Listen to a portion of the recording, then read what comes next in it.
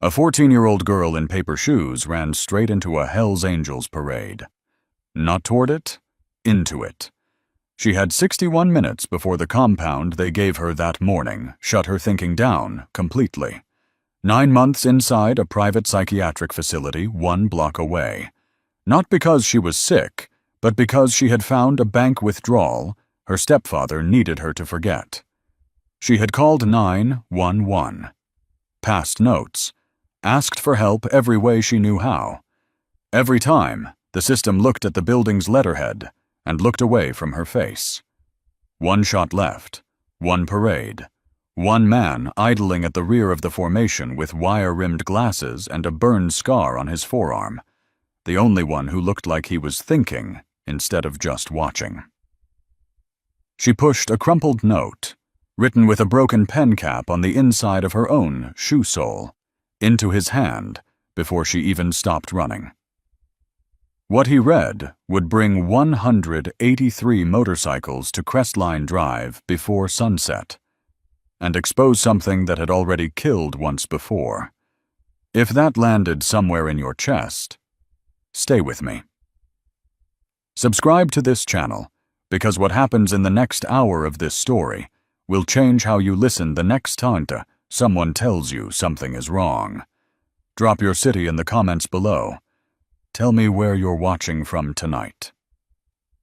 Now, back to that September morning. Please, I'm not crazy. Read it before they come. Those 9 words came out slightly slurred, not the slur of confusion or alcohol. The slur of someone fighting a chemical fog with everything they had left, choosing each word the way you'd choose a stepping stone across fast water. Too deliberate, too precise. The slur of someone who knew exactly what was happening to their own mind and was working against the clock. Waverly had been planning those 9 words for 11 days. She had rehearsed them in the dark of Ward C, with her lips moving silently, the way she rehearsed everything that mattered. But she almost didn't make it to the man on the Harley. She had broken through the edge of the parade crowd and moved toward the nearest familiar-looking face. 2 girls, roughly her age, standing with their parents at the barrier rope, laughing at something on a phone. Waverly touched the sleeve of the closer one. Just touched it. The girl pulled her arm back without looking up, made a face at her friend. They stepped sideways together, in that unified way teenagers have when they want to communicate that someone doesn't belong. No cruelty intended, no cruelty needed. Waverly kept moving. A man of about 45 stood alone near the rope, coffee cup in hand, watching the parade with the settled patience of a father on a Saturday morning with nowhere to be. She moved toward him. He looked at her paper shoes, the thin, flat-soled kind, no laces, institution issued, and at the hoodie with the faded MBWC stencil on the chest, and at the way she was moving, hunched forward, arm pressed across her stomach. He looked at all of it in approximately 3 seconds. "You need to go back to wherever they're looking after you, sweetheart." He said it gently, pointed back toward Crestline Drive. The casual certainty of a kind man who had decided, in under a second, that the right thing was to return her to the building that had produced her. She had 44 minutes of clarity left when that man dismissed her. She kept moving.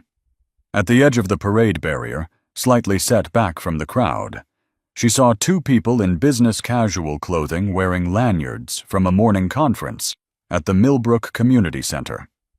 A man and a woman. The woman's lanyard said Millbrook Hospital Ethics Committee in clean institutional font. Waverly reached for her arm. The woman stopped, looked at Waverly's face with something that was almost recognition, and then her eyes went to the MBWC stencil on the hoodie, and the calculation happened in under 20 seconds.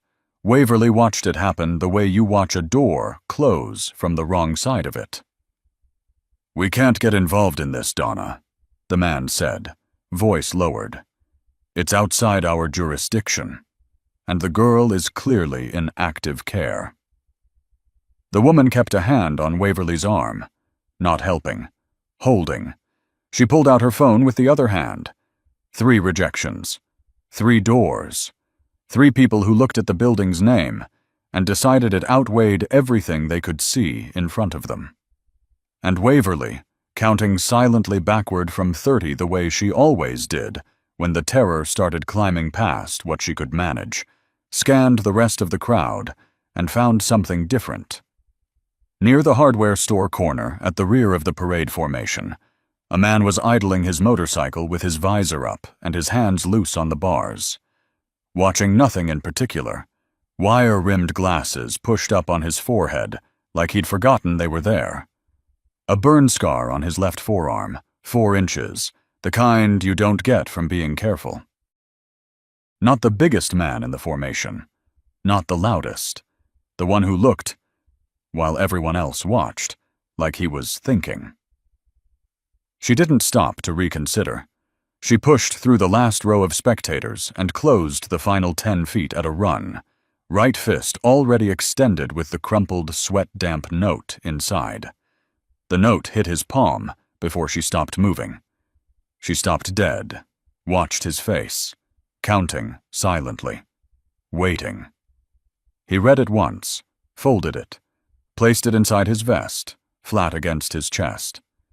Then he looked up at her. The reading glasses came off his forehead and went into his pocket. The small, deliberate motion of a man who has finished observing and started working. Nobody's moving you anywhere right now. He did not touch her. He moved his bike 2 feet sideways, putting it between her and the direction she had come from. Then he turned his head slightly and said one word over his shoulder, "Forest," without taking his eyes off her face. "How long have you been in that building?" 9 months. He nodded once, slowly, the nod of a man who had heard this kind of answer before, the nod of someone who believed her, completely, without requiring her to explain why she deserved believing. Waverly got to 26, counting backward from 30, before she stopped. Because the man on the Harley had already stepped off his bike and placed himself between her and the 2 staff members in white, who were moving through the crowd, scanning faces, finding her. What you need to understand about Millbrook Behavioral Wellness Center at 2247 Crestline Drive is what it looked like from the outside. It had a maintained lawn, a discreet sign with a calming sans-serif font, a brochure with words like holistic and patient-centered and evidence-based care. Its director, Dr. Nolan Whitfield, was 51 years old, silver at the temples, wire-rimmed glasses, and a handshake that lasted exactly 1 second longer than it needed to. He chaired the county fair's youth mental health awareness booth each year. He was an Eagle Scout, had been since 17, and never stopped mentioning it. He managed the benevolence fund at First Presbyterian Church, personally approving aid applications. He coordinated hospital volunteers at Millbrook General's adolescent wing. From the street, Millbrook Behavioral Wellness Center looked like a place that helped people. What you could not see from the street was Ward C. Ward C was on the east side of the building. No windows that opened. No personal items permitted. No unsupervised access to phones, mail, or the outdoors. 14 patients on the official roster, and 2 more who existed in no form that a state inspector would ever find. A medical supply room padlocked separately from the main ward, containing pharmaceutical compounds stored in bottles labeled with standard medication names. A records room that was paper only, no digital trail, specifically because a network audit can't catch what never touched a server. 3 times a day, 7 in the morning, 1 in the afternoon, 9 at night, a nurse made rounds. The hallway always smelled the same at 7 a.m. Industrial cleaner, and something underneath it that never quite went away, the chemical ghost of whatever was in those bottles. The bottles were labeled with standard medication names. They contained something else. Compounds not approved for use in adults, certainly not in children. Part of something called Phase 1 enrollment under a company called Hargrove Pharmaceutical Partners. Waverly had learned, over 9 months, to hold the capsule under her tongue, to wait, to walk back to her room and spit it into the loose floor tile she'd been lifting since month 4. 11 days of that. 60% compliance. And slowly, the fog had thinned enough to think. $4,800 per enrolled subject per quarter. 14 subjects. $67,200 every 3 months, routed through a Shell LLC registered to Whitfield's home address. You could buy a lot of respectable community standing with $67,000 a quarter. A Range Rover, a lake house renovation, school tuition for a son in Nashville, the kind of visible prosperity that makes people trust you without asking why. And that was only the secondary money. The primary money came from a structured settlement. Waverly's mother, Karen Cross Farr, had died 3 years earlier. Before she died, she had received a $263,400 settlement from a workplace injury. The annuity paid $290 per month until Waverly turned 21, at which point the remaining lump sum would transfer to Waverly as sole beneficiary. Her stepfather, Douglas Farr, had been designated temporary manager of annuity distributions during Waverly's incapacity. 6 days after Waverly discovered a $47,000 withdrawal from that account, an account she was not supposed to know existed, Douglas Farr filed voluntary commitment papers. No independent psychiatric evaluation was conducted. In Tennessee, as in many states, a guardian's signature is sufficient to initiate the process. The system trusts the paperwork. The notary on those papers was a woman named Patricia Vane.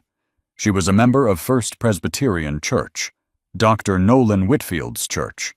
Waverly had been inside that building for 9 months before she reached a parade and pushed a note into a stranger's hand.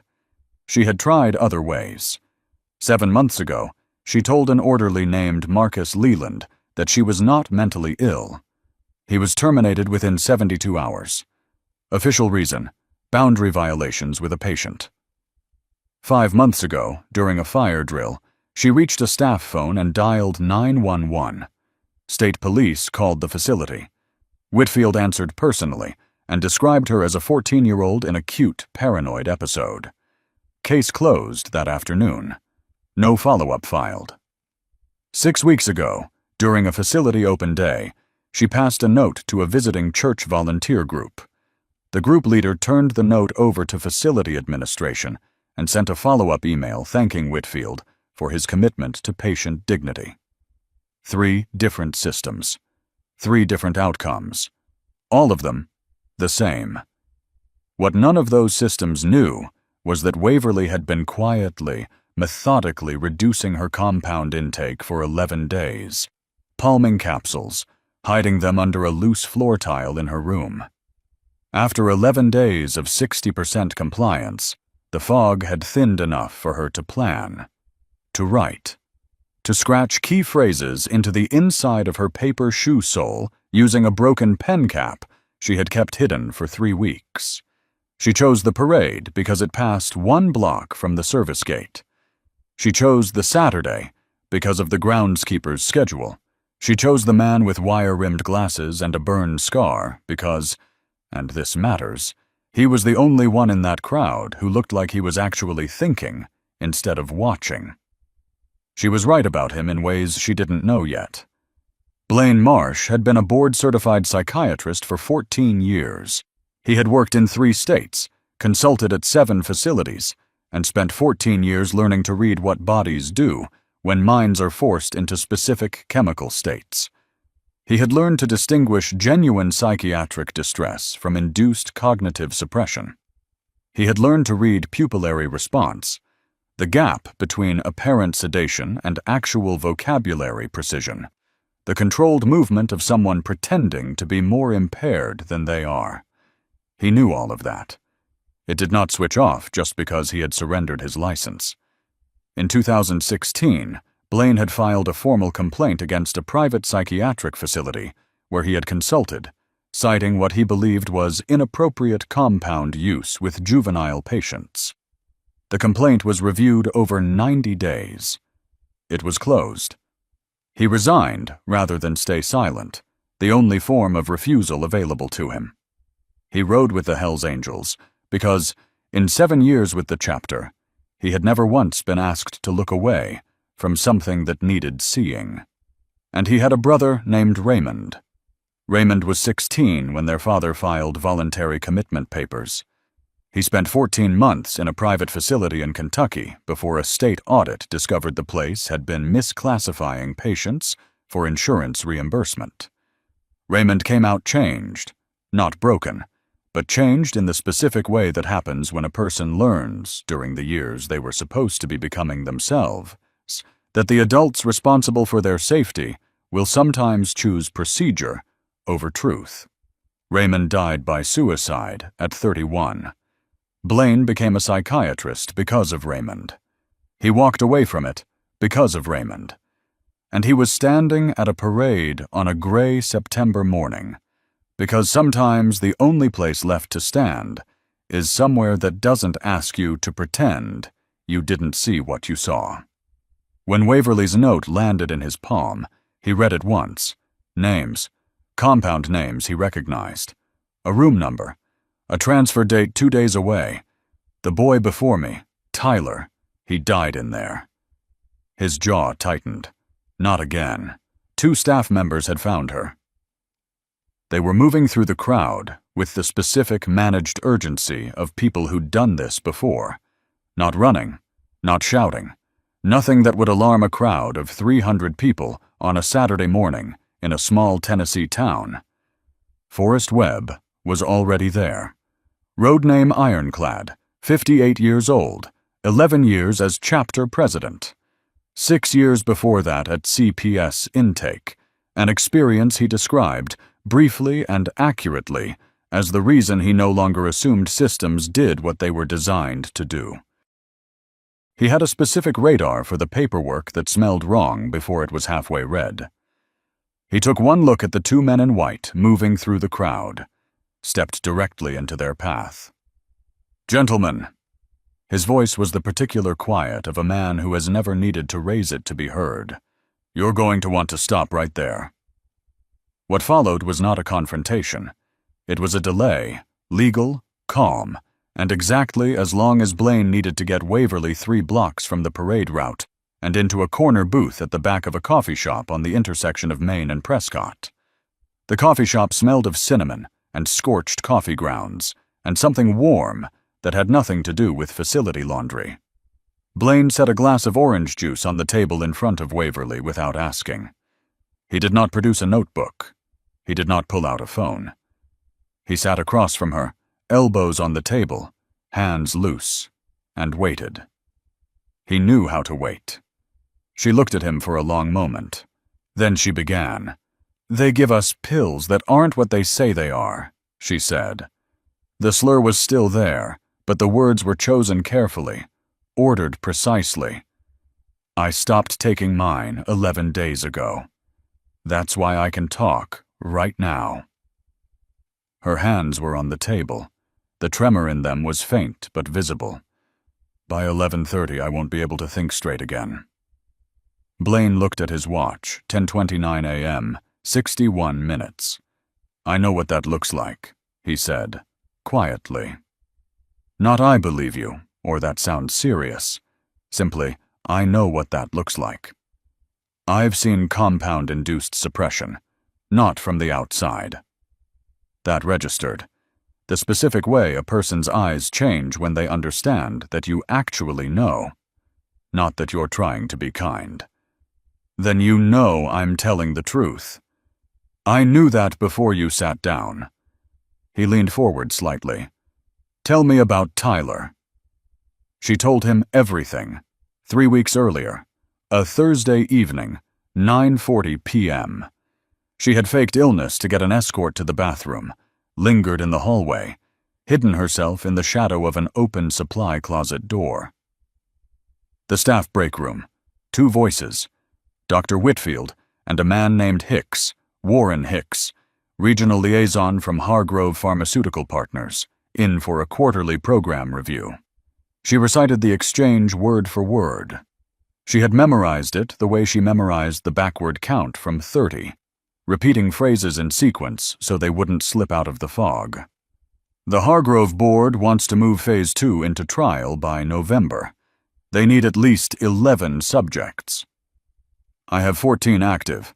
Cross is one of them. She's responding well to the suppression protocol. The annuity custodianship is still clean? 2-year incapacitation order comes up for renewal in January.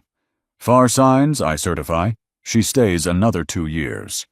2 more years is 2 more payment cycles from you. Everybody wins. Pause. And if she petitions for independent evaluation? Who does she petition? She has no phone, no mail, no lawyer, and a file that says she's delusional. She doesn't get a petition. She gets another 3 months. Blaine's jaw tightened. He went still in the specific way that has nothing to do with calm. He let the silence sit for 8 seconds. Then quietly, "How did you write it down?"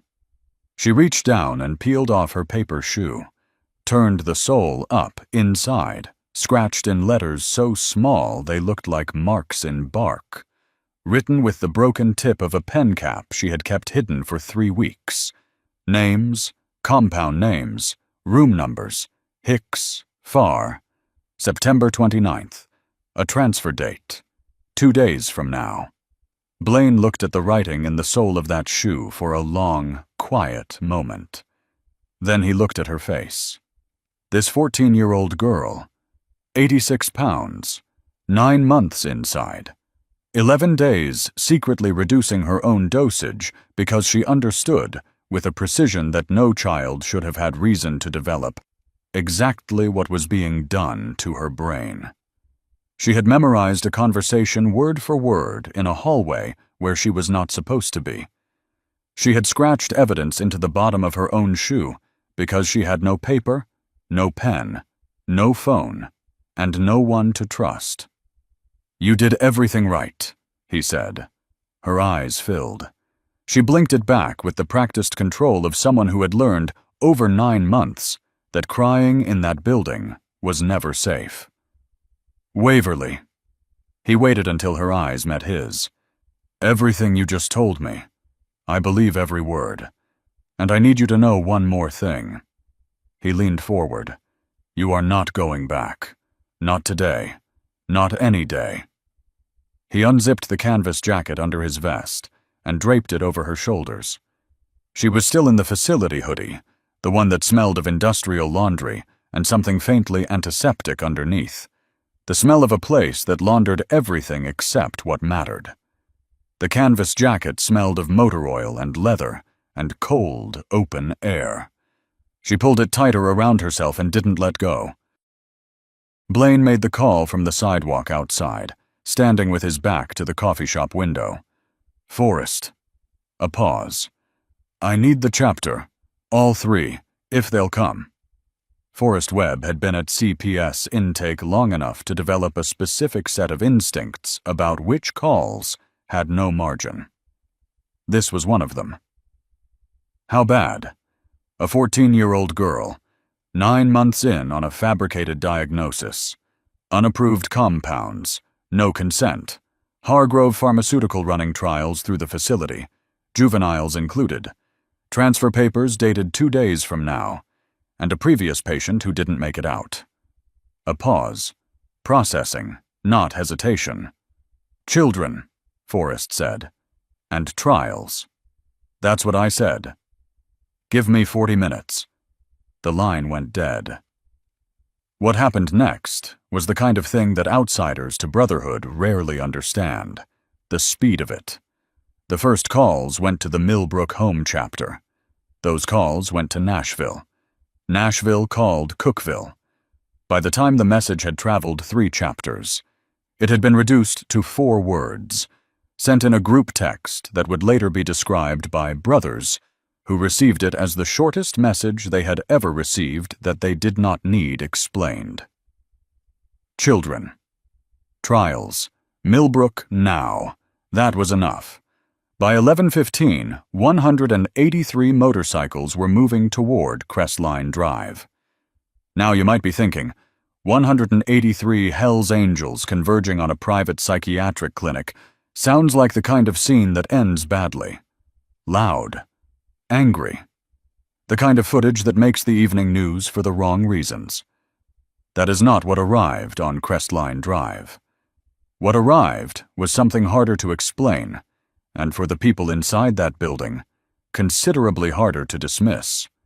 But before that, before the formation and the engines and the silence that followed, there was a corner coffee shop in Millbrook, Tennessee. A man who had walked away from a career rather than pretend what he saw wasn't there. A 14-year-old girl with 51 minutes of clarity left, and the beginning of something those walls were not going to survive. 5 brothers arrived within 22 minutes. Halftone, 34, former network security analyst, 6 years in the private sector before he traded server rooms for the road. He set his laptop on the table without introduction and opened pharmaceutical trial registry databases the moment Waverly began reciting compound names. No drama, just work. Copperhead, 47, former DEA. Field agent, Southeast Division, 9 years tracking pharmaceutical diversion. He stood near the door with a coffee he wasn't drinking and listened to every word Waverly said, with the attention of a man who knows what legally actionable sounds like. When she said, Hargrove Pharmaceutical Partners, he said the name back quietly, once to himself. He didn't explain why. He didn't need to. Brimstone, 55, retired paralegal, 22 years in family court. He had a legal pad on the table within 3 minutes, writing in the cramped, efficient script of someone who has drafted emergency petitions before. He asked Waverly 3 questions, about specific dates, about the exact wording of what staff had told her about her legal status, about whether she had ever been informed of her right to petition for independent evaluation. Then he kept writing. Gravel, 41, former Army combat medic, 2 tours. He sat beside Waverly, not across from her, and asked her permission before he looked at her forearms. 3 puncture bruises on the left inner forearm. Uneven spacing suggesting non-clinical administration. He noted the hair thinning at her temples, the new tremor in her hands, asked what she'd eaten that morning. He wrote something in a small notebook and nodded once. No expression. Kettledrum, 66, founding chapter member, the elder in any room he entered. He stood near the back wall with his coffee and said almost nothing. But his presence had its own weight, the particular gravity of someone whose history with this chapter stretched back to a time when these values were not ceremonial, but necessary. The room was steadier because he was in it, and Blaine sat across from Waverly and said quietly, "Tell them everything you told me. Start at the beginning." She looked at the 5 of them, these men in leather, with road names and the specific weathered calm of people who have chosen, many times, not to look away. She pulled the canvas jacket tighter around her shoulders. It was 10:49 in the morning. She had 41 minutes of clarity left.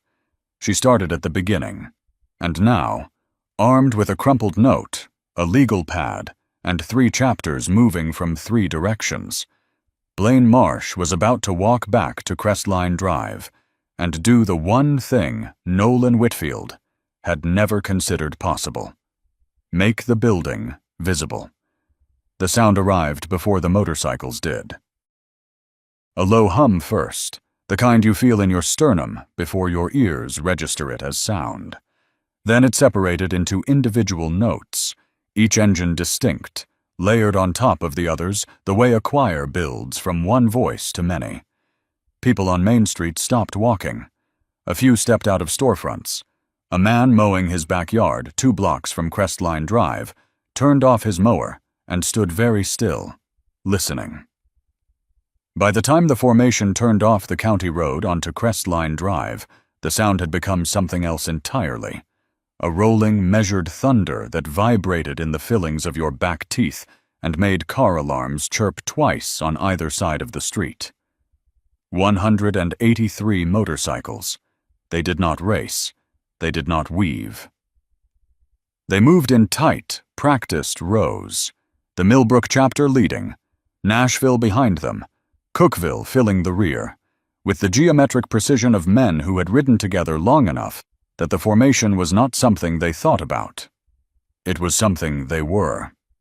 They parked in organized columns across the full width of the shoulder and the overflow lot opposite the facility's main entrance, engine by engine cutting off in sequence, until the last bike went silent, and what remained was nothing.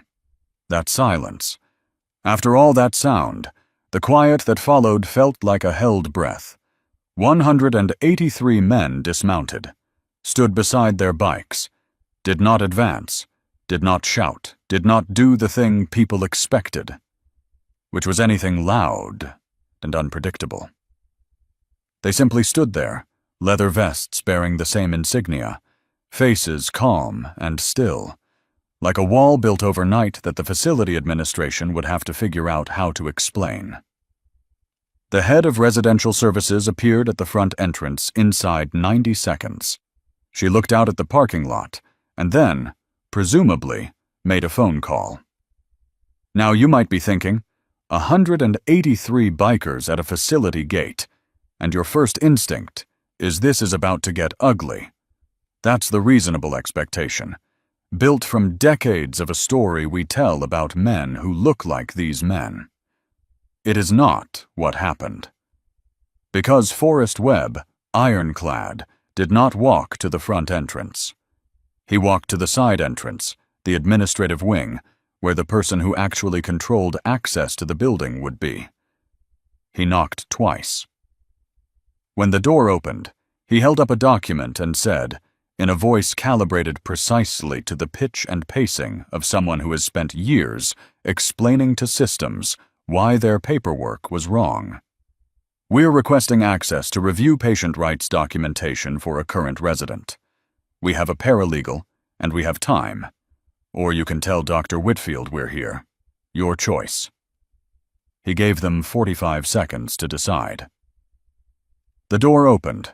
Blaine had driven Waverly to the Millbrook Urgent Care Clinic 3 blocks away.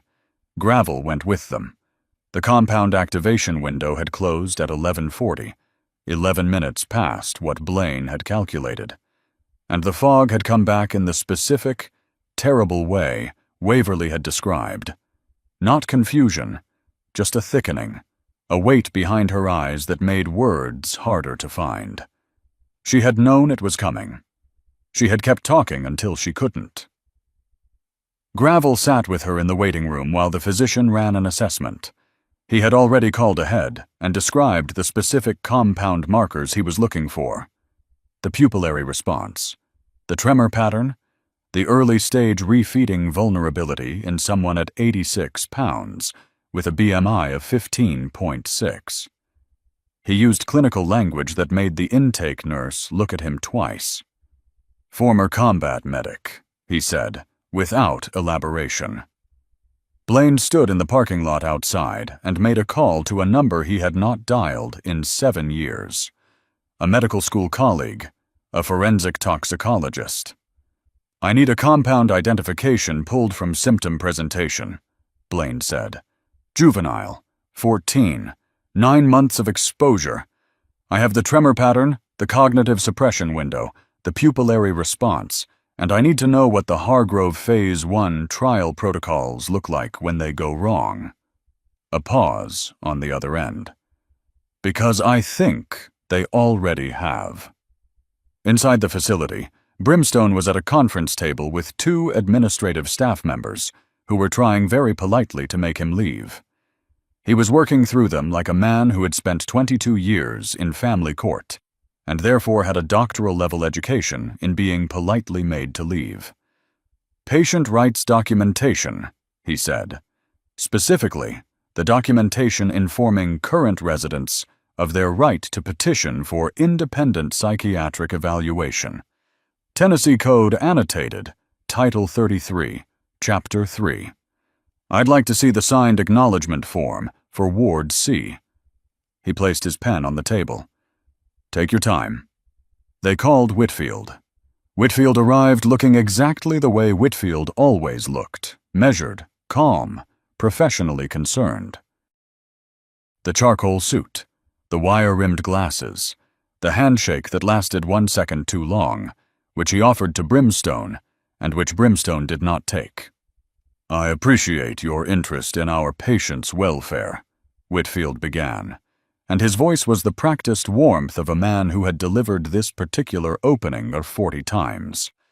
"But I'm sure you understand that privacy regulations—" "I don't need patient records," Brimstone said. "I need the facility's own procedure documentation, administrative protocol, nothing protected, unless—" A small pause. "It doesn't exist." The room changed slightly. What he didn't know yet was what Halftone had found in the pharmaceutical trial registry databases 17 minutes earlier, and that Copperhead was already on the phone with his former supervisor at the DEA's Pharmaceutical Diversion Unit. The witnesses found the brothers. That is the thing about truth that people who build systems to suppress it never fully account for. It does not stay contained simply because you contain the person who knows it. Andrea Shaw was 44 years old. She had been a Ward C nurse for 3 years until 4 months ago, when she had attempted to file an internal complaint about the compound protocols, and had been placed on administrative leave, then offered a $23,000 severance under a non-disclosure agreement. She had signed the agreement because she had a mortgage and a daughter in 8th grade, and no other employment lined up, and she had told herself that signing it was not the same as forgetting. She had kept her personal notes, dates, dosage observations that didn't match any legitimate pharmacological protocol she had studied in 19 years of nursing. She had kept them in a folder in the locked glove box of her car because she hadn't been able to make herself throw them away, and hadn't known who to give them to until a man named Copperhead knocked on her door on a Saturday morning and said simply, "You filed a report about Tyler Morrow, 2 months after he died. We need to talk about what you saw." Her hands shook when she brought the folder out. What she saw, she said, was a 14-month deterioration that didn't match any treatment plan she had ever been trained to follow. She'd seen Tyler when he arrived, a 15-year-old foster child, frightened and compliant, and genuinely in need of support, not whatever was happening to him in that building. She'd seen the dosage escalations that began within 30 days of admission. She'd seen the quarterly review visits from a man she later identified as Warren Hicks. She'd seen the chart notes change to justify the escalations in a way that worked backward, conclusion first, evidence manufactured to fit it. When she stopped swallowing her objections and filed the report, she said, her voice tightened on the word report, the way people's voices tighten around words that failed them. Nothing happened. An inspector was assigned. The inspector had visited the facility once in 2020 and filed a satisfactory rating. The report was received, logged, and filed next to the satisfactory rating. Her guilt lived in her hands. She couldn't keep them still. "My daughter keeps asking me why I left my job," she said. "I told her I needed a change." A pause. "I couldn't make myself say I watched a boy get sicker, and I signed a paper not to talk about it." She finally looked up. "I'm talking about it now." She handed Copperhead the folder. Dale Pruitt was 61 years old. He had been a pharmaceutical delivery driver for 11 years. In the last 14 months, he had made 7 deliveries to Millbrook Behavioral Wellness Center from a distributor he had never been asked to deliver from before, and had never delivered from since, a company called Hargrove Pharmaceutical Partners, operating out of an address in Knoxville that appeared, when he later looked it up, to be a mail forwarding service. He had the manifests, 7 of them, in a filing box in his garage. He had kept them because, he said, something about those deliveries had felt wrong in the specific way that things feel wrong to a man who had spent 11 years in a business governed by chain of custody documentation. The quantities hadn't matched any legitimate residential facility protocol he'd ever serviced. The receiving signature on the manifests was always the same: Whitfield, in a handwriting that moved with the precise speed of someone who had signed many things quickly. Why he stayed quiet, he said, and he had the delivery driver's characteristic straightforwardness, no elaboration, just fact, was that he called the distributor once, asked about the compounds on the manifest, and the supervisor said, "You drive, we handle the paperwork," and he'd needed the route. He put all 7 manifests on the table.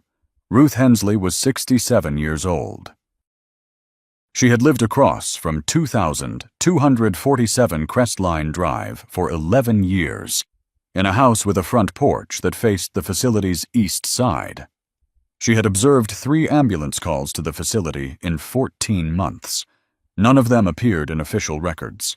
She knew they didn't appear in official records because her nephew worked for the county, and she had asked him to check after the second call, and he had come back confused by the absence and told her not to pursue it. She had not pursued it. She had felt every day since the specific weight of not having pursued it. She described it as the kind of thing that follows you into sleep. She said she had tried to tell herself the calls might have been for something routine. She said she had tried to tell herself that facilities had protocols, and her job was not to interfere with protocols. What she couldn't tell herself, she said, was that she'd seen Tyler Morrow once through the chain-link fence along the east side, maybe 8 months before he died, just walking in the yard. And the way he walked, she stopped, swallowed. She had a son. He'd gone through a difficult time at 17. She knew what a child looked like who was carrying too much. And that boy in the yard was not sick the way they said he was sick. Her voice was steady, but her coffee cup had been sitting on the table untouched for 10 minutes. He was tired the way something gets tired when it's been fighting a long time without help. She had called the state health board after Tyler's death. The call had been directed to a voicemail. She had left a message. The message had not been returned. "I should have called someone else," she said. "I should have kept calling until someone picked up the phone." She looked at her hands. "I didn't, and I have thought about that boy every time I look out that front window since." At 12:17 p.m., Halftone found the trial logs. Not in the digital records, because there were no digital records. Whitfield had specifically maintained paper-only documentation for Ward C, and that decision, which had seemed like protection, had become the opposite. Paper can be photographed. Paper can be moved. Paper exists in one place and one place only, which means if someone finds the one place, they have everything. The records room was on the 2nd floor of the administrative wing, locked from the outside, as Brimstone had already noted, which was not standard facility procedure for an administrative file room, and which a judge, later, would describe as self-explanatory. The lock yielded to a process that Halftone declined to detail, and that Ironclad said, for the official record, had been opened by facility staff in response to a properly submitted documentation request. What was inside was a handwritten log. Patient ID numbers, not names. Compound names and dosages written in the clinical shorthand of someone who had been doing this long enough to develop their own abbreviations. Subject response notes in the right margin. Dates going back 22 months. 14 rows. Active subjects, and near the back of the log, a different set of entries. Older, a previous trial cohort. Subject count 6. 5 with ongoing notations, 1 marked in the same careful clinical hand with a single letter. D. Halftone photographed every page, time-stamped, documented chain of custody with his serial number camera, and the precision of a man who knows that evidence improperly handled becomes evidence improperly presented. Then he brought it downstairs to where Copperhead was sitting. Copperhead looked at the D. "Tyler," he said. "Has to be." Copperhead set the log down. 9 years in pharmaceutical diversion. You know what I've seen maybe twice? A facility keeping handwritten trial logs in a locked room that doesn't connect to any network. You know what that tells you? Halftone said nothing. It tells you the person who built this knew exactly what they were building. This isn't sloppy. It's deliberate. You hide it from the network because the network can be audited. You keep it on paper because paper can be burned. He paused. Except they didn't burn it. Because they thought no one would ever get in the room. Because, Copperhead said slowly, they thought the system would keep doing what it had always done. The refrigerator in the break room hummed. Someone outside cut an engine. And every man in that room understood, without saying it aloud, that they were not just looking at what had been done to Waverly. They were looking at what had been done before her, and what had been planned for after. The second victim reveal did not come from the log. It came from a folder behind it. Older paper, a different handwriting on the tab, not Whitfield's. Someone from legal, maybe, or from the financial arrangement that ran alongside the clinical one. The folder contained 3 documents. The first was an amended annuity custodianship filing. Tyler Dwayne Morrow, 15 years old, at admission. Legal guardian, Dennis Morrow, distant cousin, who had signed the commitment papers and never been investigated. Settlement from Tyler's deceased mother's estate, a structured payout, assigned to Dennis Morrow's custodianship upon Tyler's incapacitation. The second was a death certificate. Acute cardiac event, secondary to treatment-resistant schizophrenia. Dated February 9th, 2023. The third was a payout record. $147,600. Executed 11 days after death. Beneficiary, Dennis Morrow. Halftone read the date on the custodianship filing. Then the date on the first trial enrollment entry for Tyler's subject ID. 30 days between them. Almost exactly. He read the date on Tyler's death certificate. Then he read the date of the first chart note mentioning cardiac risk, the first and only mention of any cardiac history in the entire file. 6 weeks before Tyler's death.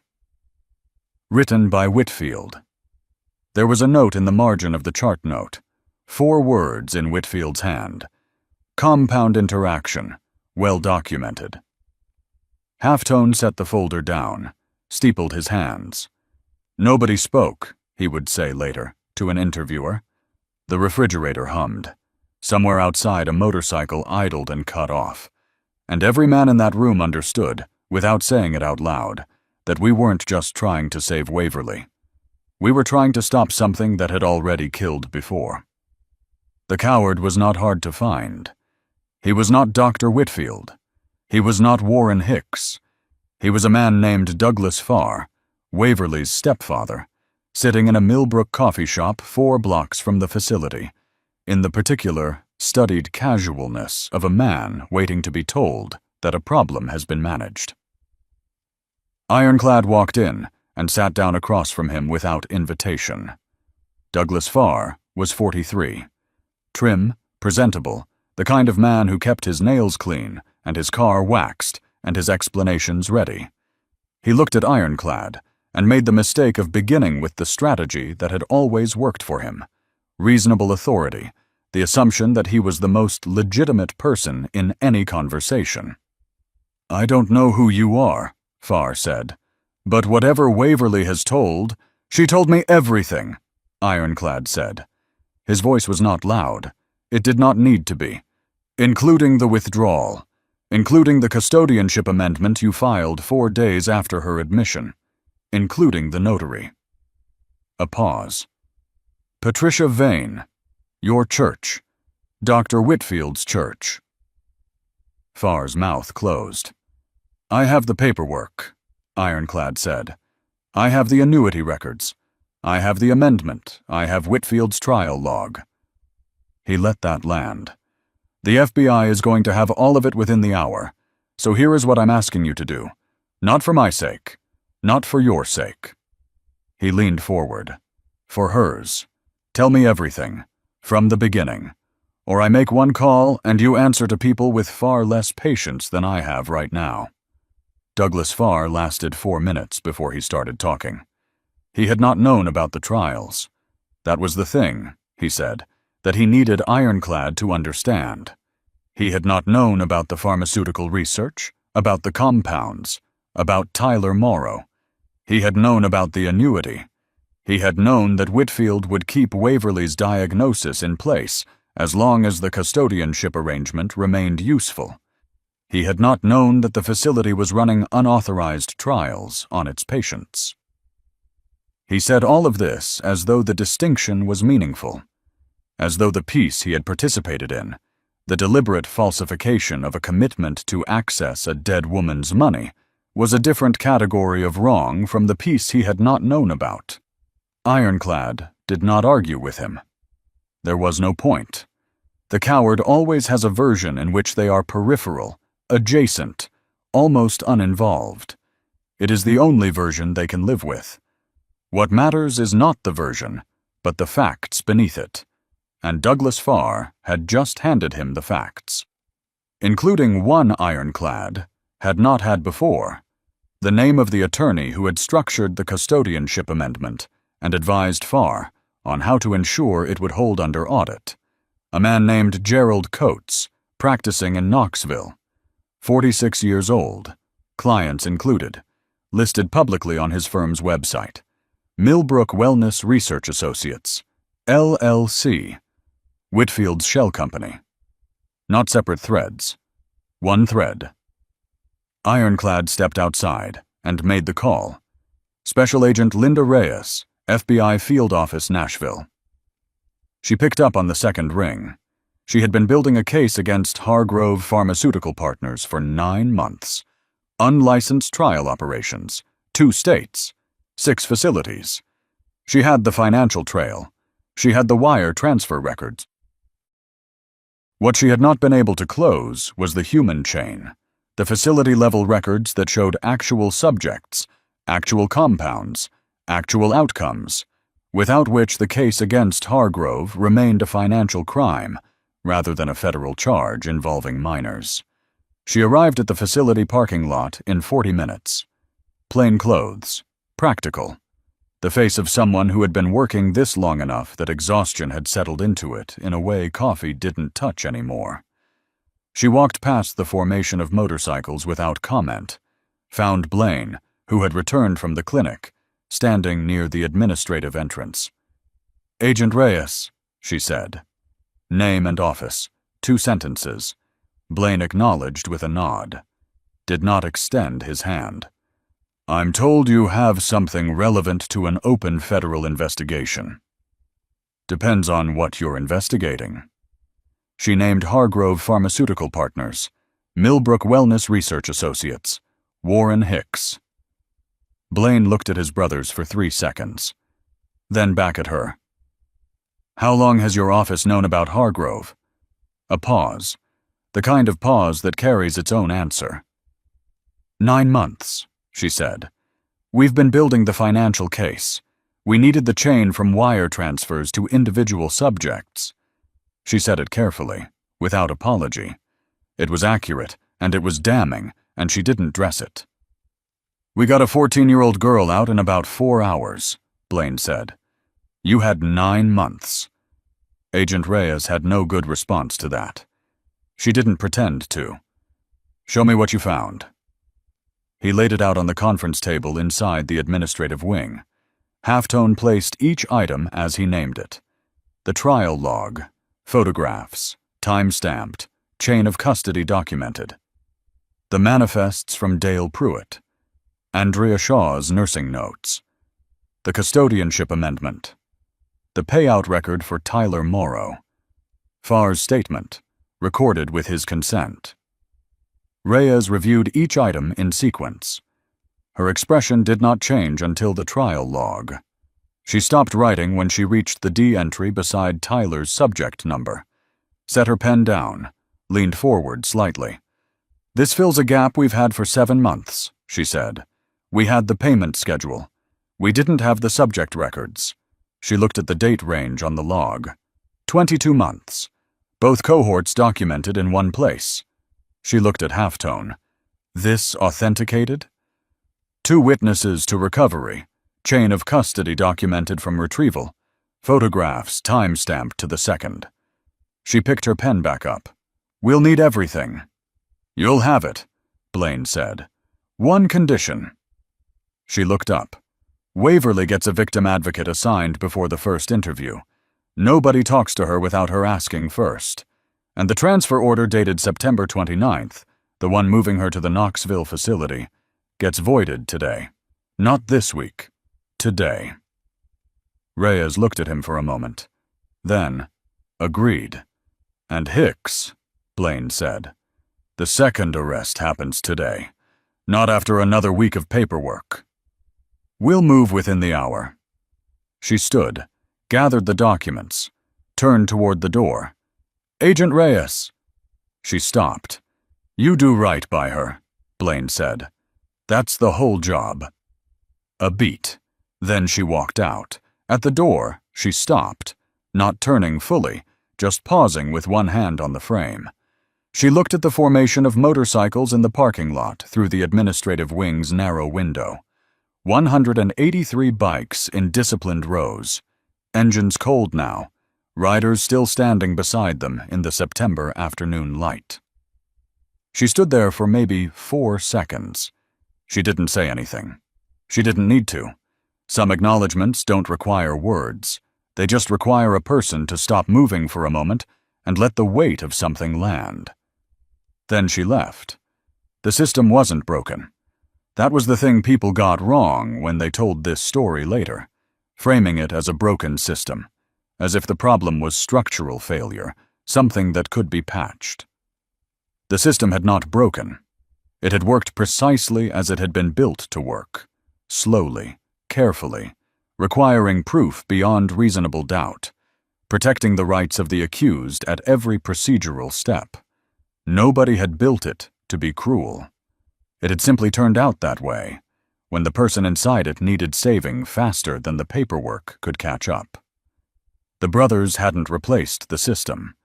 They had bought the time the system needed to work. The difference between a girl who made it out of that building and one who didn't was 75 minutes of clear thinking and a service gate left unlatched by a groundskeeper who would never fully understand what he had done. What Dr. Nolan Whitfield did not do when the chapter found him was act like a man who had been caught. He was in his office on the second floor of the administrative wing, at his desk, reviewing what appeared to be insurance correspondence. He looked up when Ironclad and Brimstone walked in, and his expression settled immediately into the mask, measured, concerned, professionally puzzled. "I appreciate the persistence," he said, "but I have to say this is gone." "Hargrove Pharmaceutical Partners," Ironclad said. A pause. "And Warren Hicks," Blaine said, from behind him. "And Tyler Morrow. And a trial log with 14 active subject IDs and 1 marked D." He let that sit.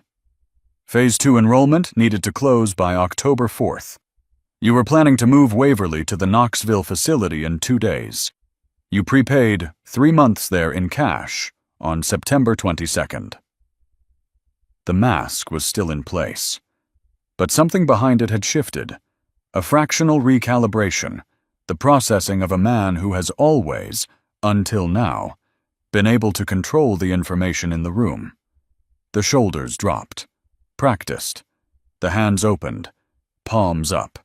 The head tilted slightly. "I understand how this looks," he said. His voice dropped into the warmth he used for families who were frightened, for state inspectors who were confused, for anyone who needed to be gently reminded that the expert in the room was him. The Hargrove arrangement was a legitimate research affiliation. All participants were informed through standard protocol.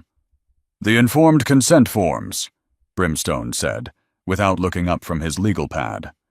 "Signed by guardians, not the patients themselves, several of whom were minors and legally required separate advocacy, and filed without independent review." He paused.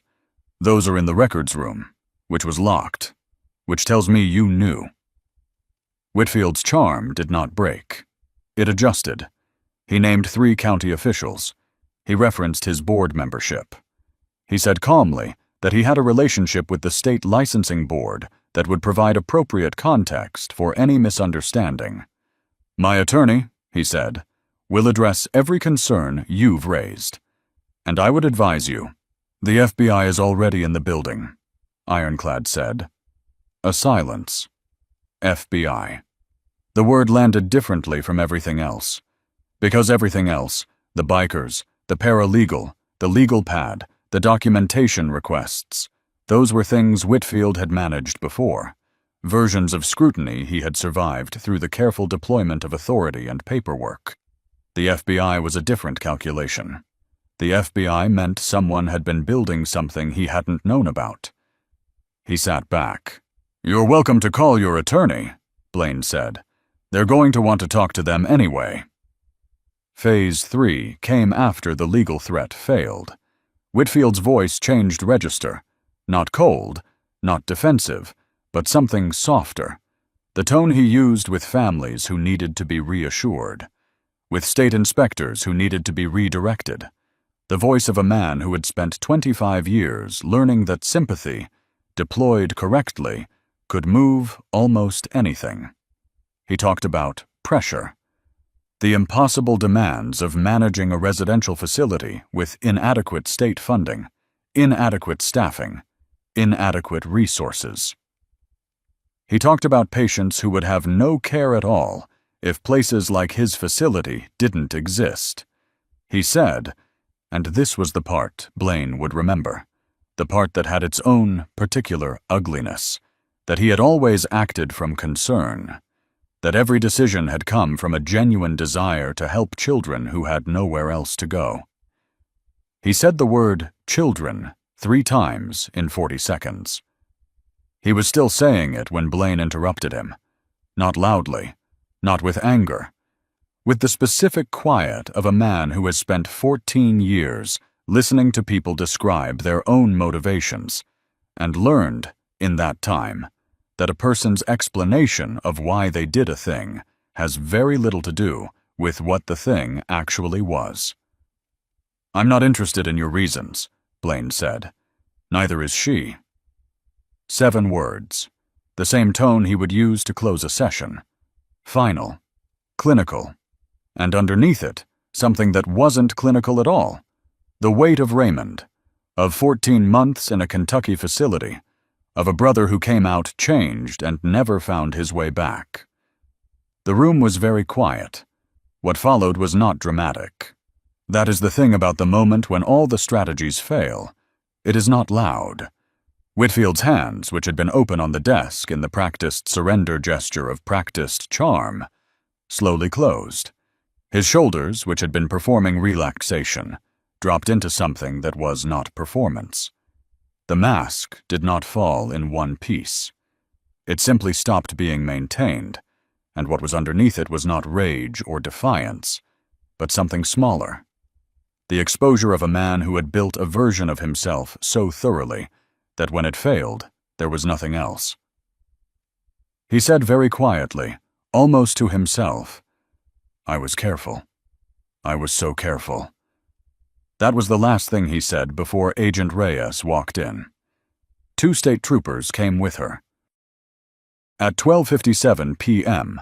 on a Saturday in September, They walked into the office of Dr. Nolan Alec Whitfield and read him his rights while he sat behind his desk, in his charcoal suit, with his wire-rimmed glasses on, and his hands folded on top of the insurance correspondence he had been reviewing when the morning unraveled. He asked, once, quietly, whether someone could arrange for his plants to be watered. He had 3 of them on the windowsill and someone would need to check them on Monday. Nobody responded. The charges came in sequence, the way they always do, not all at once, but building. Each one heavier than the last. Unauthorized administration of investigational compounds to patients without consent, coercive confinement through falsified psychiatric diagnosis, conspiracy to commit financial fraud involving a minor's protected assets, reckless endangerment resulting in the death of a minor, and pending the toxicology review that Blaine's colleague in forensic pathology had already been contacted about in connection with Tyler Dwayne Morrow, a charge that nobody in that room wanted to say out loud, but that everyone understood was coming. Warren Hicks was detained at a hotel in Knoxville 40 minutes later. He had been unaware, until the knock on his door, that the quarterly review he had completed on Tuesday had become, by Saturday afternoon, the specific event that closed the last gap in a federal case 9 months in construction. He did not ask about his plants. Douglas Farr was arrested at the coffee shop where Ironclad had left him. He did not appear surprised.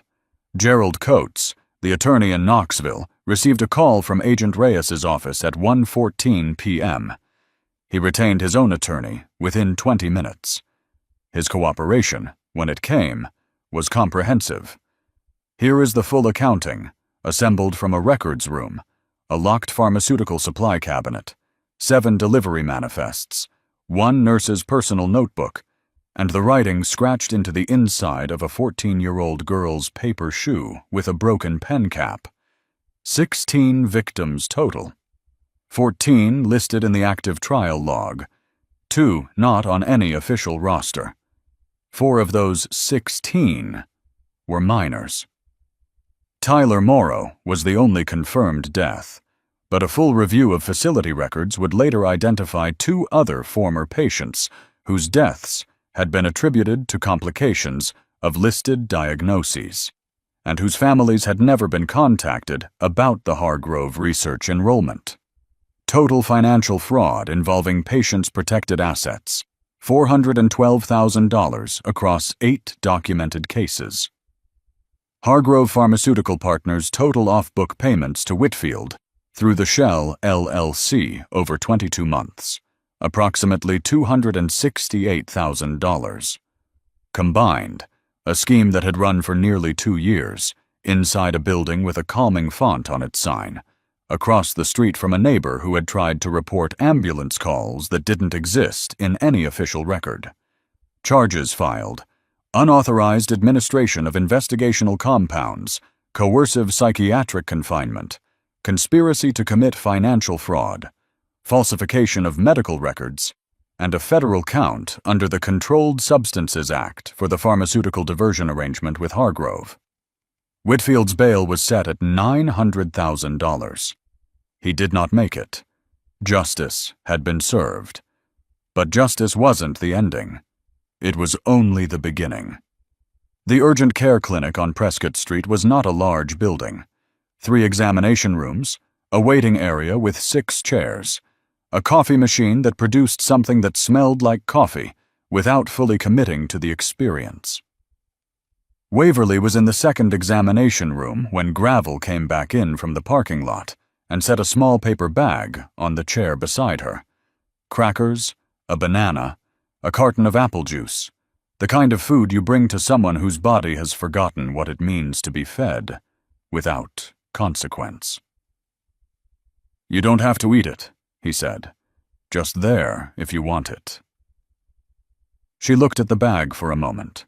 Then she took the crackers out and opened them slowly, the way someone moves when they have learned to expect things to be taken away before they're finished. The physician, Dr. Maria Solano, came in at 2:15. She was 53, direct, the particular kind of efficient that belongs to people who have been delivering hard news clearly for a long time, and have learned that clarity is its own form of kindness. She read her notes to Blaine rather than about Waverly, which was a choice Waverly noticed. Compound exposure consistent with a benzodiazepine analog, unapproved classification, likely trial grade. 9 months at the described frequency would produce the cognitive suppression pattern you documented. She looked up. The tremor is new, onset within the last 3 to 4 weeks, consistent with escalated dosage. Reversible, with time and proper nutrition. She paused. At 86 pounds and current BM1, she is at risk for refeeding syndrome if caloric intake is increased too rapidly. She needs to start slow, supervised, with a nutritional protocol. She looked at Gravel. You called this correctly on every point. Gravel nodded once. What's the timeline for cognitive recovery? Full clarity, probably 3 to 4 weeks off the compound. The tremor 6 to 8 weeks with nutritional support. The hair loss will reverse over several months. Solano set her clipboard down. She is not going to experience permanent neurological damage if we start today. She said it plainly, factually, without softening it. And then she looked at Waverly directly. You are going to be okay.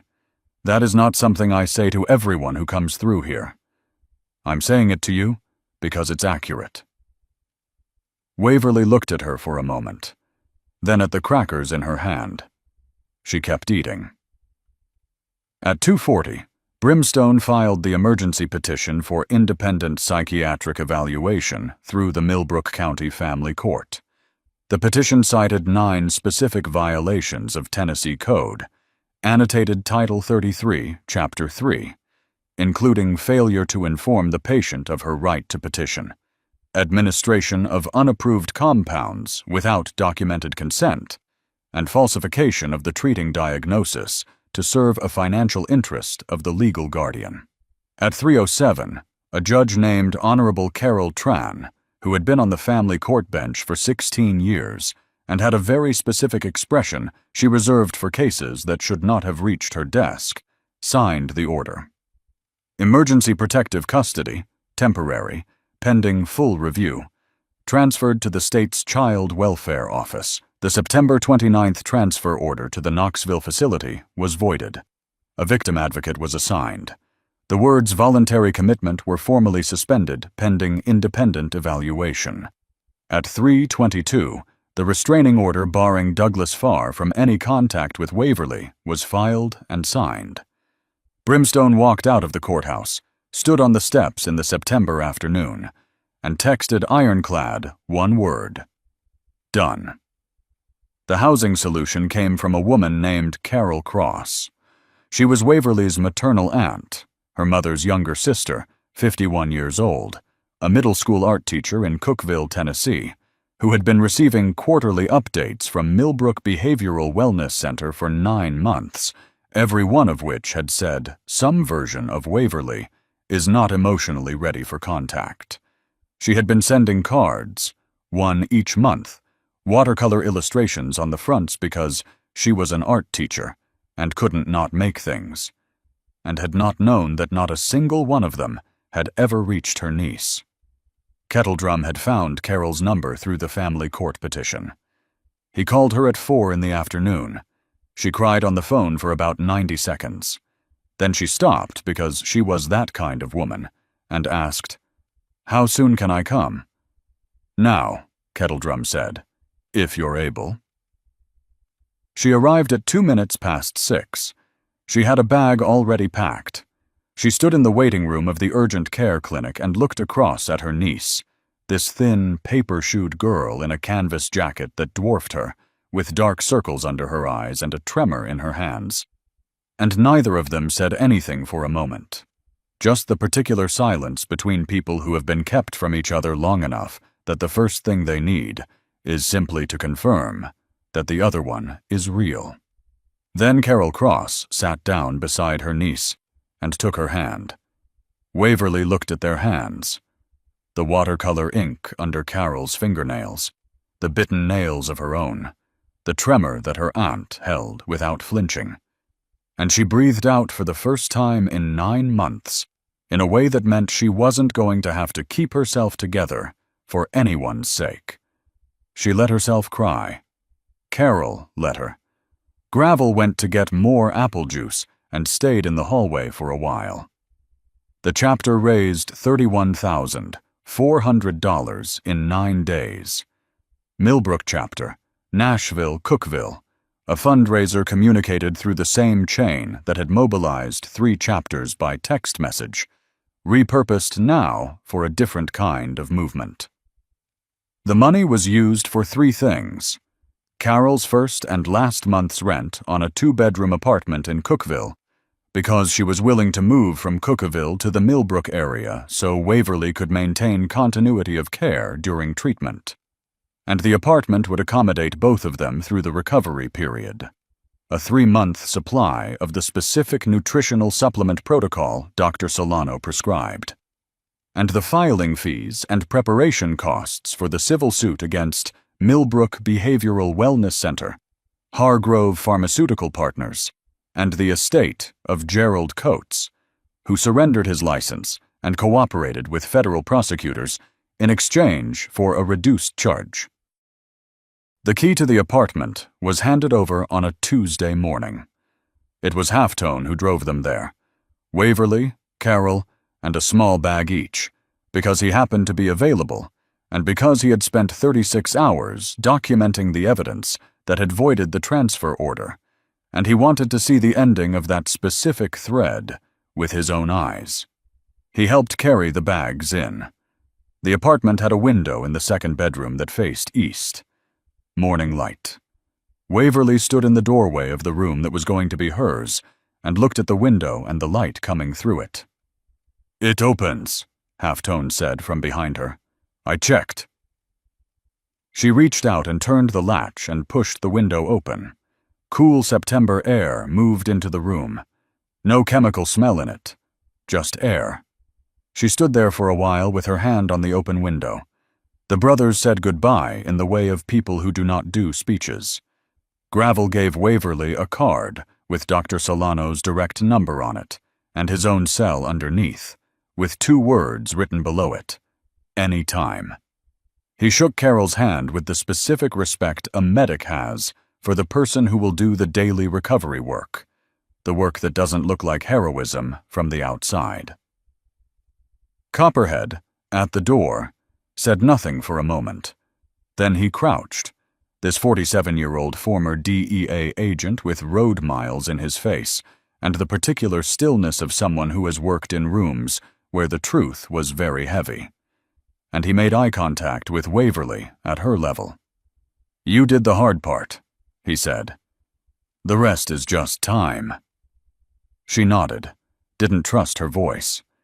He stood, patted the doorframe once, and walked out. Brimstone was already at his bike. He turned once and looked back at the apartment window where Waverly was standing.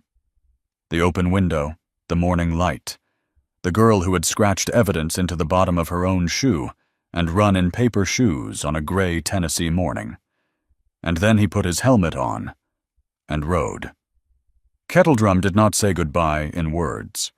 He simply looked at Waverly for a long moment, with the specific look of a founding chapter member who has seen many things and has learned to distinguish, without ceremony, which ones mattered.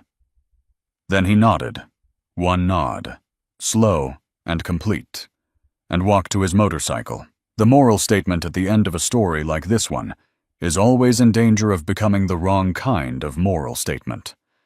The kind that tells you what to feel, as if you hadn't already felt it. The kind that summarizes something that doesn't need summarizing, because you were there for every step of it. So this isn't that. This is just the thing that was actually true. Waverly Ann Cross had tried to get help 9 times in 9 months. She had told an orderly, who lost his job. She had called 911, and a man in a charcoal suit had described her as delusional, and the call was closed. She had passed a note to a church volunteer who turned it over to the administration and sent a thank you email. She had been dismissed by teenagers, by a kind man with a coffee cup, by two professionals whose lanyards said ethics in institutional font. She had endured a system that trusted letterhead over the evidence in front of it, that moved at the speed of paperwork, while she moved at the speed of a compound activation window. And she had not stopped. That is the thing that does not get said enough. In stories like this one, the courage was not in the running. The courage was in the not stopping. In the 11th day of reduced dosage, when she could have given up the plan and accepted the fog as permanent. In the third rejection on a Saturday morning, when 61 minutes of clarity remained, and she could have let the two people with ethics lanyards hand her back to the building. In the specific decision to push a note into the hand of a man on a Harley and watch his face and wait, counting silently backward from 30, to see if he would read it. She had done all of that on her own. The chapter arrived after. That's how the story actually worked. You don't need a vest to be that kind of brave. What you need is the refusal, the one that says, I am not going to accept the version of this they are trying to give me. I am going to keep moving until I find someone who will actually look. If you have ever been that person, the one who was dismissed, the one whose note was turned over to the administration, the one who was told they were confused, too sensitive, not credible. You know what Waverly knew on the 4th try, and the 5th, and the 6th, and the 9th. It is exhausting. It is not evidence of weakness that it is exhausting. It is evidence that you were right to be tired and right to keep going anyway. And if you have ever been in that room, the one where you saw something, knew something, felt something shift in your chest, the way things shift when they need attention, and you looked away, or told yourself it wasn't your place, or decided someone else would handle it, I'm not here to tell you that you did wrong. Most of us have been in that room. Most of us have made that calculation at least once, usually not because we were cruel, but because we were tired, or uncertain, or because the institutional gravity of the situation made looking away feel like the reasonable thing. I'm just here to tell you what it cost, and to ask, the next time that room appears, if you might make a different choice. 3 months later. The tremor in Waverly's hands was almost gone by December. Dr. Solano had said 6 to 8 weeks. It was 12. That was fine. Recovery does not move on a schedule built for optimism.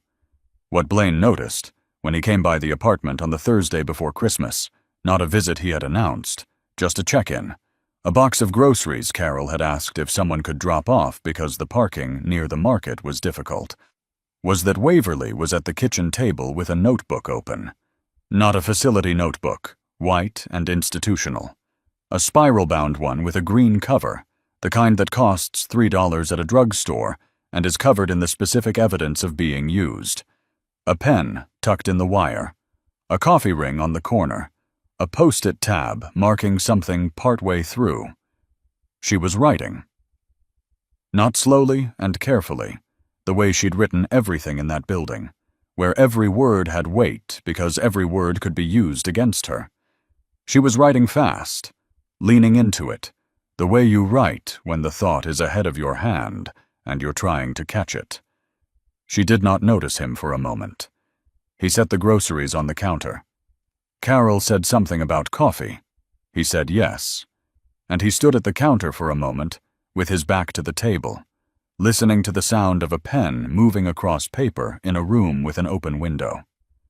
It was a small sound, ordinary, the sound of someone who was, without announcement or ceremony, becoming themselves again. He did not share what he felt in that moment with anyone. The narrator will describe it in its place. It was not pride. It was not satisfaction.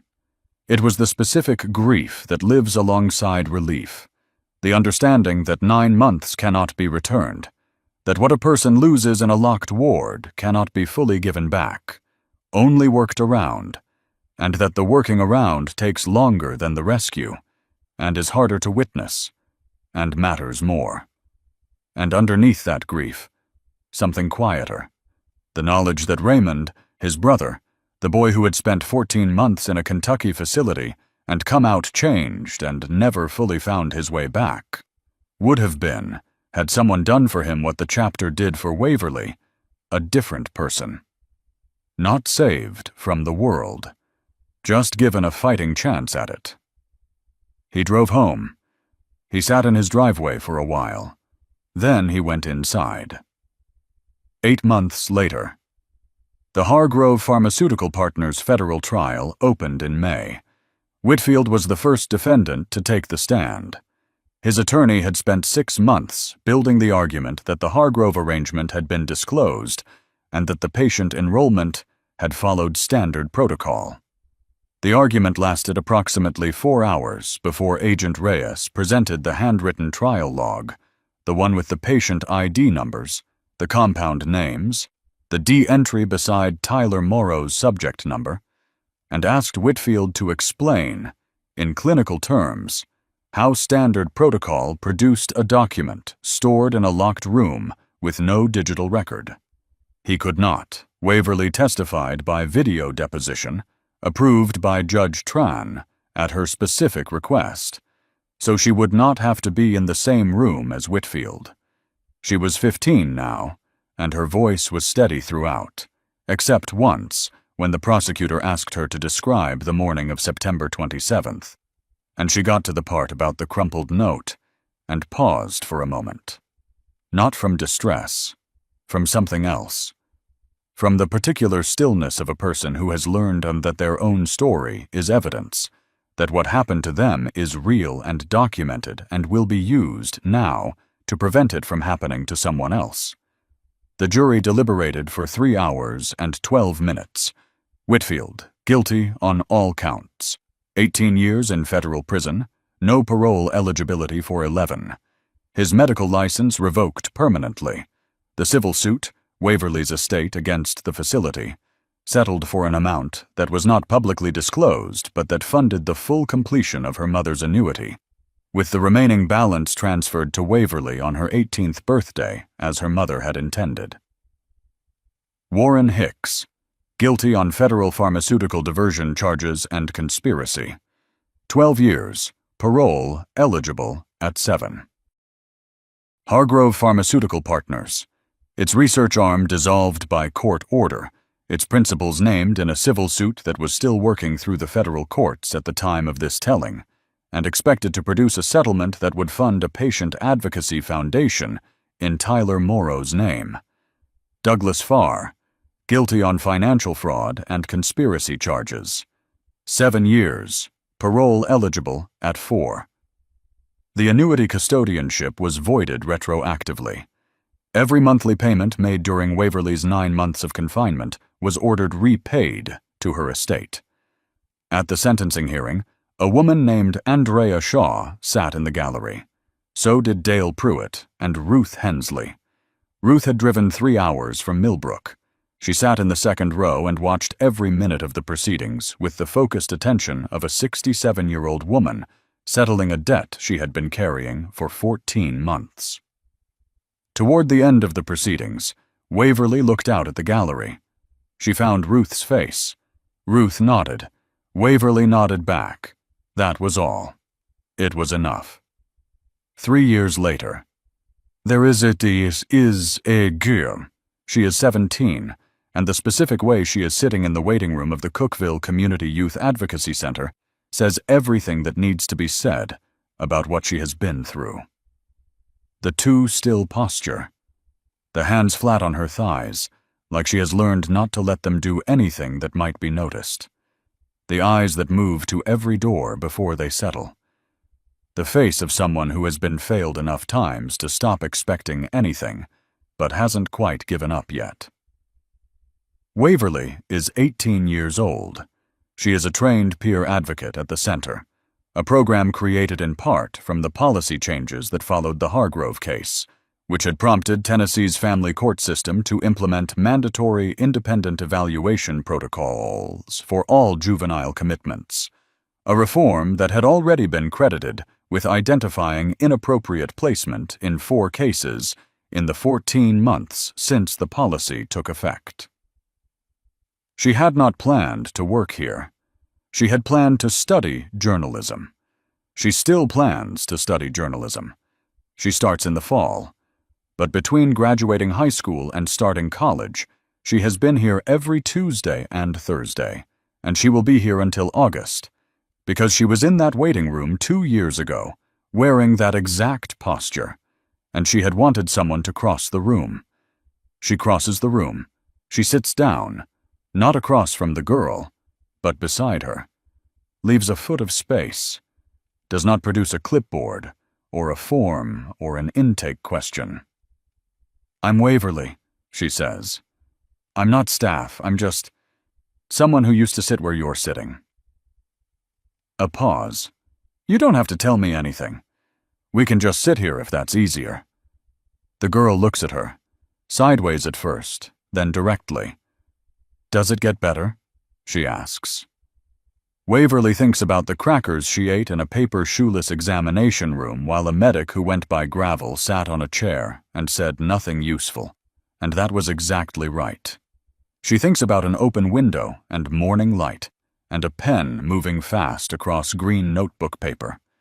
She thinks about her mother's handwriting on a settlement document she had never been allowed to see, and Carol's watercolor ink under her fingernails, and a man with wire-rimmed glasses who read a note and put it inside his vest, flat against his chest, and then looked up at her. "Yeah," she says, "it gets better." She says it the way you say it when it is true. Blaine Marsh still rides. He was asked once by a journalist covering the Hargrove trial whether he considered what the chapter did on September 27th to be vigilantism. He thought about it for a moment, the actual question, not the version of it that invited a rehearsed answer. "We stood in a parking lot," he said, "and asked to see administrative documentation. We talked to people who had been trying to tell someone for months and hadn't found anyone willing to listen. We gave what we found to the federal investigators who had the legal authority to act on it." A pause.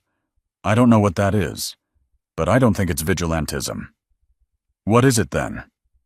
He thought about Raymond, about a boy in a Kentucky facility who had spent 14 months waiting for someone to arrive and done the remaining years of his life quietly carrying the knowledge that no one had. "Showing up," he said. "I think it's just showing up." He has a folder on his phone.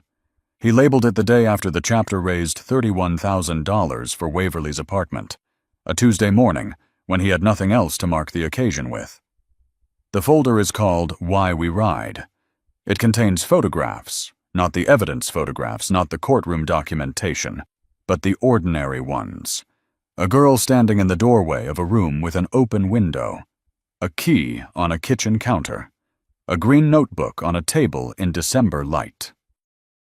Messages from people he has never met, whose families came home because 3 chapters answered a text that said, "Children, trials, Millbrook, now." The oldest photograph in the folder is not from Waverly's case. It is from 2017, a waiting room in Louisville, Kentucky. Raymond's name on a door that was finally opened for an audit, 11 months too late. Blaine had driven there when the facility closed. He does not know what he expected to find. He found an empty room. He took a photograph of it anyway. He keeps it because forgetting is not the same as moving forward. Because carrying something is not the same as being crushed by it. Because Raymond did not make it out, and Waverly did. And the distance between those 2 outcomes is not fate or luck, but the presence of someone who was willing to read a note and say, "Nobody's moving you anywhere right now." The last photograph in the folder is from this year. Waverly, in a courtyard at the university, She started in September. August light. Laughing at something off camera. The tremor is completely gone. She looks like what she is, a person in the process of becoming herself. And there is nothing in that image that tells you what it cost to get there. Because that is how recovery works. It hides its history in the ordinary. He looked at it for a long time when she sent it. Then he put his phone in his pocket, walked to his bike, and rode. There is a building on Crestline Drive in Millbrook, Tennessee. The sign with the calming font came down in November. The facility was ordered closed by court injunction following the Hargrove verdict, and a state review that found 11 additional violations, including the 2 patients not on the official roster, who are now accounted for, and whose families have been contacted, and whose cases are in the system where they should have been from the beginning. The building stands empty now. Maintained lawn, discreet location, unremarkable exterior. From the street, it looks like a place waiting to decide what it wants to be. The service gate on the east side, the one a groundskeeper left unlatched on a September morning while he worked the grounds, still hangs there. Someone oiled the hinges at some point. It opens easily now. On September 27th of last year, 1 year after a girl in paper shoes ran 1 block and pushed a note into a stranger's hand and counted backward from 30 and waited to see if he would read it, a small group of people stood in the parking lot across from that building at 10:14 in the morning. Blaine and Forrest and Carol and a few of the brothers. Waverly, in boots this time, with a jacket that was hers. Ruth Hensley, who drove from Millbrook because some things you witness, and some things you show up for, and sometimes those are the same thing. Nobody made a speech. They stood in the gray September morning for about 5 minutes. The same overcast sky, the same northwest wind, the same smell of exhaust and fried food from a vendor cart somewhere up on Main Street. The parade had gone by an hour earlier. The Fall Heritage Ride, same route, same morning, same faded sound of a marching band 3 blocks back. Then Waverly turned around and walked back to Carol's car. Everyone else followed. That was it. Some anniversaries don't need a ceremony.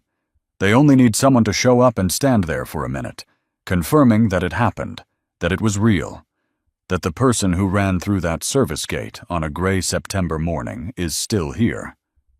She is.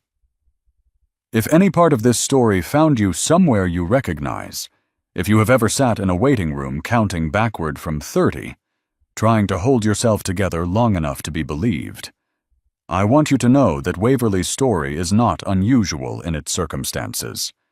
It is unusual only in how it ended. There are people in buildings right now who have passed 3 notes and made 2 phone calls and have not yet found the unlocked gate. You do not need a Harley.